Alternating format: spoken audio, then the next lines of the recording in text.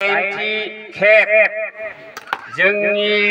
पुरहित प्रसारक मावबादा खुंनाय हाबाफारि बे हाबाफारिया सिडली चिरां आन्चलिक सुरक्षिति प्रसार संसदनि सिङाव थानाय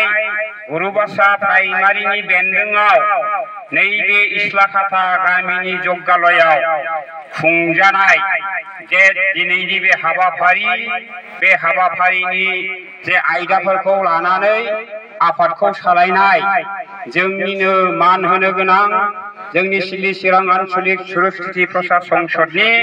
गाहाय अधिनायक आरो गाहाय संसद नायक आरो प्रसारक आरो बोसोनगिरि आइ आरो आफामोन आरो लोगोसे जोंनि आन्चलिकनि सिङाव थानाय मोनब्रै प्राइमारिनिफ्राय नुजाफैनो हानाय अधिनायक संसद नायक प्रसारक प्रसारिका आरो नित्यहमी भक्त आइ आरो आफामोन दा दिनै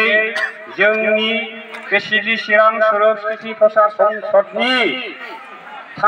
मूल गुदि थांखियारि नोजोरानो जाहैबाय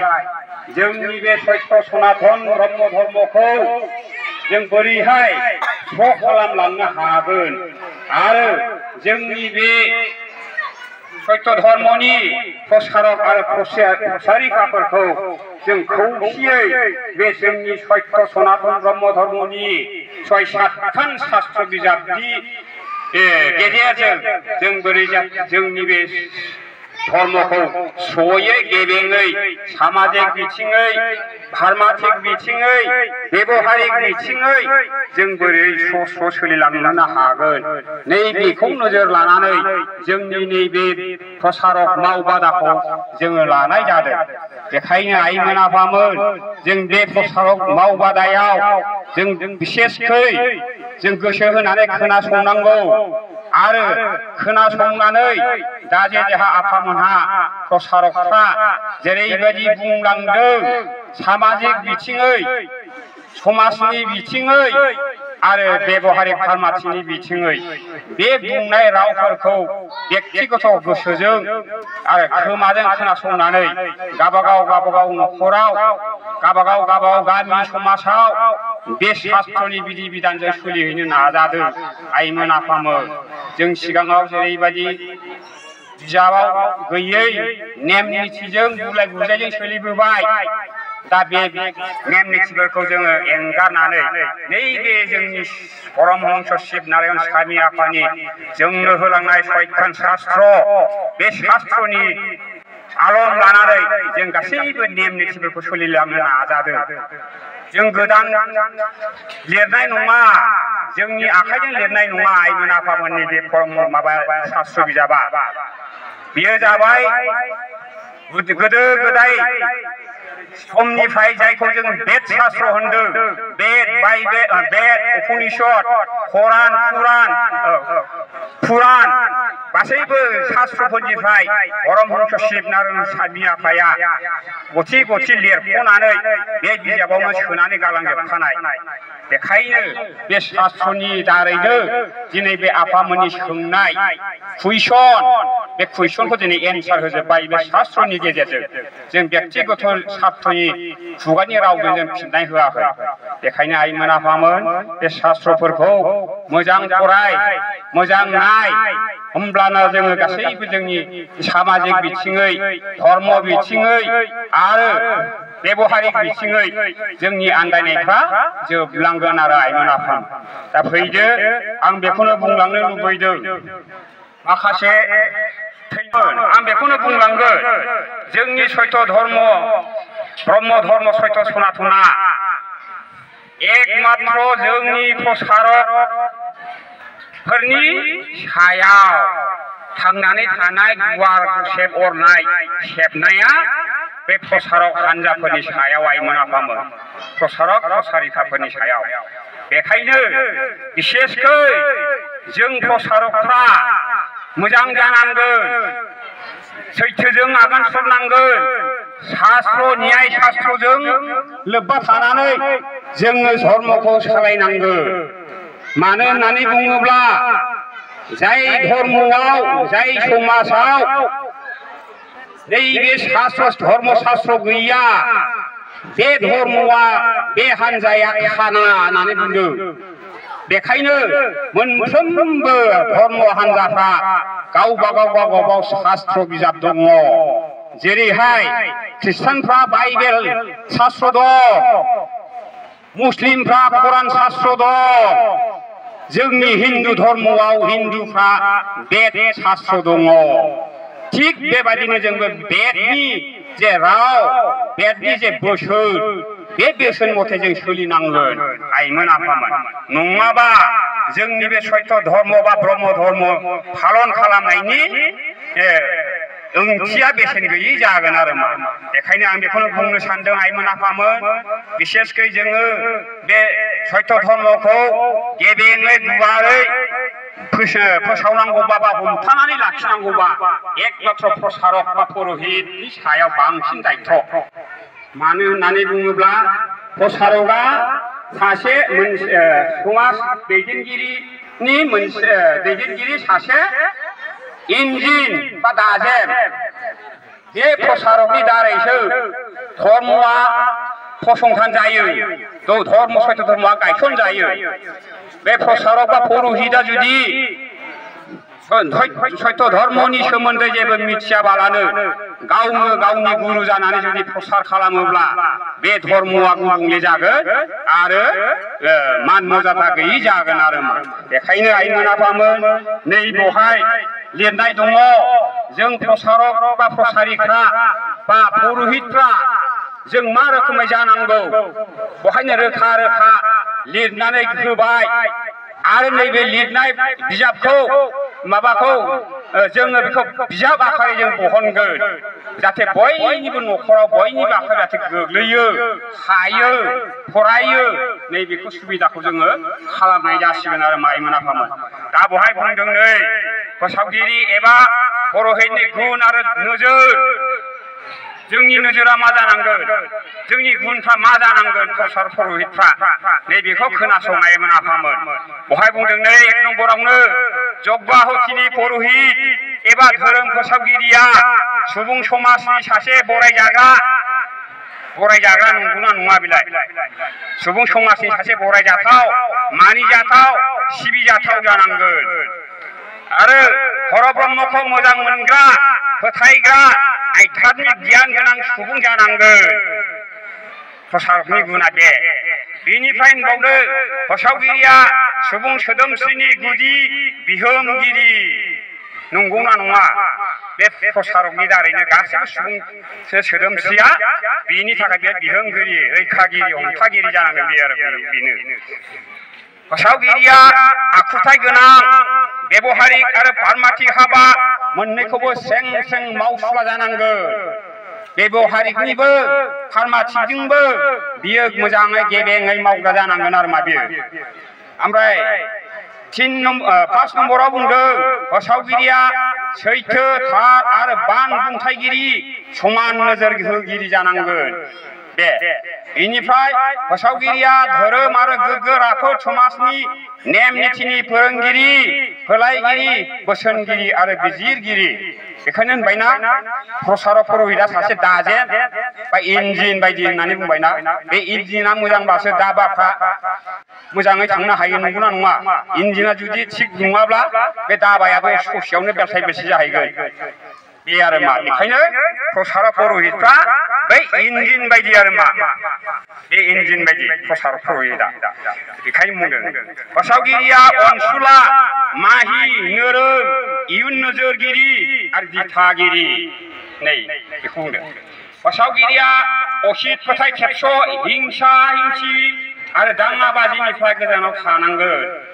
मिथिबायना दे फोसावगिरिया जिबिनि आंखाल फरायगिरि निदानाव हुंखागिरि आरो बानजायगिरि जानांगोन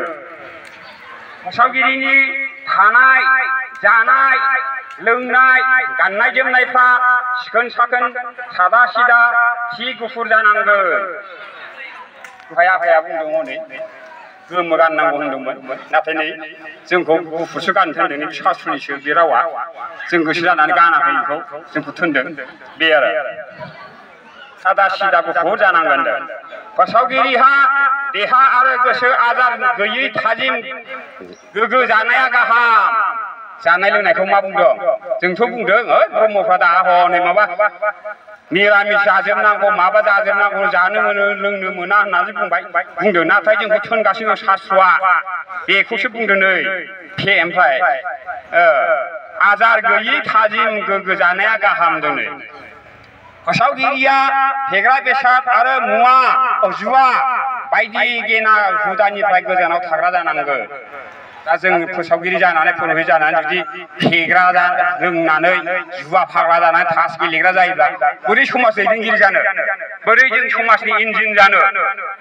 नैबेखौ आं बुंदों आरो माने बहाय बुंबावदों नै फोसावगिरिया जिउ जिबिनि अनग्रा आरो गाहाम सिन्थिग्रा जानांगौ फोसावगिरिया सैथो एबा न्यायनि सिङाव थाग्रा जानांगौ फोसावगिरिया गियानाव अभिमाननि अहं दुग्गा बेहुरा आरो लुबैसुला आखु थानाया गनायजाथाव नङा बे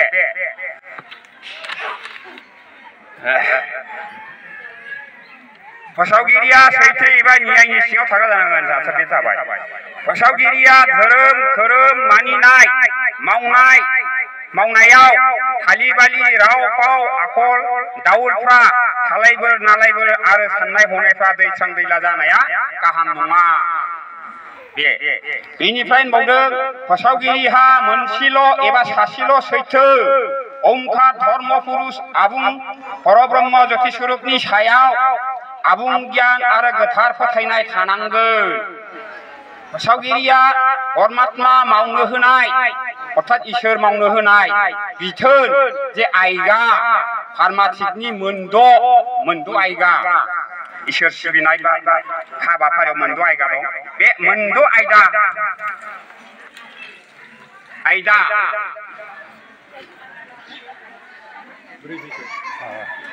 फार्माथिकनि मोनद' आयदा आरो बेबहारिक मोनदाइन बोसोन आयगाखौ जोथोनजों मावग्रा जानांगोन अर्थात परमहंसआ जोंखौ 6था आयगा होदों आरो मोनदाइन जोंनो बोसोन माबाखौ बेबहारिक आयदायाव मोनदाइन बोसोन आयगाखौ जोंनो मावनो थाखाय जोंनो होदों आरो मा बेखौ मोजाङै जोङो मावग्रा जोथोन लानांगोन आरो मावनो थाखाय बेखौ होनदों ओमफ्राय फोसावगिरिया सर्बशास्त्रनि तत्व गियान थानांगौ आइमोन आफामोन शास्त्रफोरनि तत्वखौ फोलायना होनो हानाय जानांगोन आरो फोसावगिरिया शिक्षा गुरु आरो दीक्षा गुरुनि सायाव बिनि सिबिनाय आरो फोथायनाया जेरै सादा बुसा भक्त आरो सुबुंनि सायावबो बे रोखोमै जानाया गाहाम बे आरो जों जेरैहाय मान होदों शिक्षा गुरु दीक्षा गुरुनिखौ जों जेरै मान होयो थिग बे रोखोमैनो जों सादा बुसा साधारन मानसिजोंबो नैबेबायदिनो जोङो माबा होननांगोन जानाया गाहाम आरो मा फोथायनाय मान होलायनाया बेबायदि थानाया गाहाम फोसावगिरिया संसदनि बेन्दोङाव थानानै संसदनि संबिजितखौ मान होनो रोंनांगोन आरो बिनि होनाय हुकुमजों मानिनायानो बिनि आखुथायाव समानै रोखा बेरखांगोन आइमोन आफामोनै बेखायनो जों दा जोंनाव संबिधान दं बे संबिधानजों आरो जोंनाव शास्त्र दं बे शास्त्र बिजाबजों जों लोब्बा थानानै जोंनि गासैबो बेबहारिक फार्माथिक गासैबो मोननै आयदानि जे मावनांगौ हाबाफोरखौ जों स्र' मावलाङोब्लानो जोङो आरो असान्ति जानाय नङा आरो जोङो अराय सम अनलायनायै गोजोनै थालायनो हागोन आरो जों स्र' सैथो धर्मखौ दैदेनलांनायनि राहा लामा जागोन आरो मा बे आरो बेखायनो आइमोन आफामोन बेबारबादि गुन बेफोरबादि आखल आखुआनो जोंखौ सैथोजों बज'बो आइमोन आफामोन आरो सैथोनिफ्राय बे जोंनि आखल आखुआ जानगार होयोबो होननानै बुंदों आरो बे आरो दा बेखायनो जोंनि आखल आखुआ गाज्रिब्ला जोंनि बुंनायखौ जुदि गाज्रि मोननानै एरायोब्ला नैबेनो जानगारनाय जायो आरो मा बेखायनो जों दा फैदो दिनैनि नैबे शास्त्र सभानि बा सेमिनार परिहात सेमिनारनि गेजेरजों जोङो बेफोरबायदि रावफोरखौ जोङो फोलायलायबाय आइमोन आफामोन बे जहाय नुजानाय दिनै नोंसोर आइ आफामोनजों फैनाय बे प्रसारकफ्रा बे नंखाय धर्मखौ प्रसार खालामनो फैयाखै जों सत्य धर्मखौसो प्रसार खालामनो फैदों सत्य रावखौसो खोन्थानो फैदों सत्य नेम निथिजों सोलिनो थाखायसो जोङो बहाय फैदों आरो मा बेखायनो आं खावलायदों आइमोन आफामोन जों बयबो बे सत्य रावफोरखौ सैथो बाथ्राफोरखौ सैथोनि बोसोनफोरखौ खोनासंनानै लादो बेनिफ्राय समाजाव गावबागाव गामियाव बाहायलायदो आरो मा आइमोन आफामोन अब्लानो जोङो आन्दायनायनिफ्राय एसे गोजानाव थानो हागोन बे संसाराव बेजे गोनां गोबां धर्म हान्जा सोलिबाय सानथ्र'नो हालिया बेबो होनो जोंनासो सैथो बैबो होनो आंनासो सैथो जोंनासो नोंसिना मिथ्या होमबा सैथोआ बेसेबां बुरजा जाखो बिसिनाबो सैथो जोंनाबो सैथो बैनाबो सैथो खिन्थु सैथो जिनिसा सोर माखौ सैथो होनदों बबे सैथोआलाय सं दाननो नाजा सं दाननानै बेखौ सिनायनो नाजा अमा मा एक्सुवेलि सैथोआ बबे मा आरो बे सैथोखौ जों माबोरै मोनगोन बेखौ जों सिन्था खालामनानै बिजिरनांगौ आइमोन आफामोन बे सत्य धर्मनि जे मावनो गोनां कर्मआ बेनो मोनब्रै अंग सत्य धर्मनि मावनो गोनां अंगआ एक नम्बरावनो जाहैबाय अग्निते आहुति 2 नम्बराव ओंखार प्राणायाम 3 नम्बराव ज्योतिस्वरूप ध्यान धारणा 4 नम्बराव पूर्ण खण्ड भावे उपासना बे मोनब्रै अंगखौ जों बयबो नित्यहमि प्रसारकफ्रा बेखौ मावथारनांगोन बेखौ मावनायनि गेजेरजोंसो जोंनि नैबे आध्यात्मिक गियान बा ब्रह्म गियाना प्रकाश जागोन नङाब्ला जों ओरैनो सादा बुसा खोनासंनानैल' फैनानै दान्दिसेनि थाखायल' जों बहाय माबा खालामोब्ला देनानै खोनासंगोन बैयावनो ससेयाव बावलांगोन बे रोखोमै जाबाय थागोन आरो मा बेखायनो आइमोन आफामोन जायफ्रा नित्यहमि जाबाय दीक्षादारि जाबाय समायखिरा लाबाय बे समायखिरा लानाय दीक्षा लानाय सुबुंफ्रा मावथारनांगौ दायित्व गोनांथार हाबा